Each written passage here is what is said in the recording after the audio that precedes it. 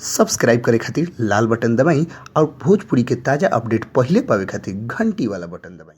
छपरा जिला भोजपुरी पर लोग के बहुत बहुत स्वागत बा। जी हाँ, भोजपुरी के सुपरस्टार खेसारी लाल यादव 2017 के सावन के पावन महीना में लमसम कैसेट के बहुत ज़्यादा बौछार के लिए बने। जी हाँ, लोग पता हो चाहिए कि लगातार उनकर कैसेट आ रहा बा मार्केट में। 3 गो कंपनी से कैसेट धारा प्रवाह चल रहा बटे। जी हाँ, हर गाना के ट्रैक पर वो गाना अब की MP3 मार्केट में लॉन्च के लिए बने।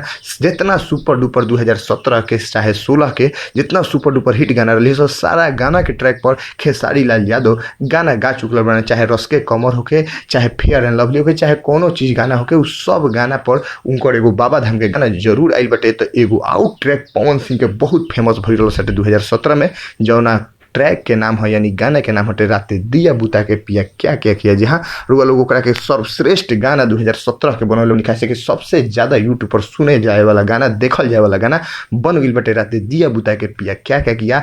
वही धुन पर, वही ट्रैक पर खेसारी लाल यादव बाबा धाम के वो गाना लेके जबरदस्त आ रहा बन। गाना के नाम सुने तो रुआ लोग खुशी से झूम उठे। जी हाँ, वो गाना के नाम हटे राते दिया बुता के गांजा दम भर पिया। जी हाँ, राते दिया बुता के गांजा दम भर पिया खेसारी लाल यादव के इहो एगो सुपर हिट गाना बहुत जल्द यानी आज से काल के अंदर में आवे जा रहा है, जौन की मार्केट में बहुत अच्छा रिस्पांस ले आवे के उम्मीद जतावल जा रहा बटे। भोजपुरी के सुपरस्टार खेसारी लाल यादव के ई गाना मार्केट में जहिया रिलीज हो जाए मार्केट के सबसे नंबर 1 गाना बने जा रहा है। काहे कि भोजपुरी के सुपरस्टार खेसारी लाल के ई गाना मार्केट में एकदम तहलका मचावे खातिर तैयार बा। पवन सिंह के भी एल्बम आ रहा बटे, लेकिन अभी खेसारी लाल यादव के सबसे ज्यादा गाना मार्केट में रुआ लोग के बीच सुने के में कम से कम 28 से 30 गो गाना मार्केट में उनका रिलीज होके जा रहा है। भोजपुरी के ताजा खबर रुआ लोग के बीच से ले आओ। बस लाल बटन दबा के सब्सक्राइब करिए और घंटी वाला बटन दबा के सबसे तेज अपडेट पाइए। धन्यवाद।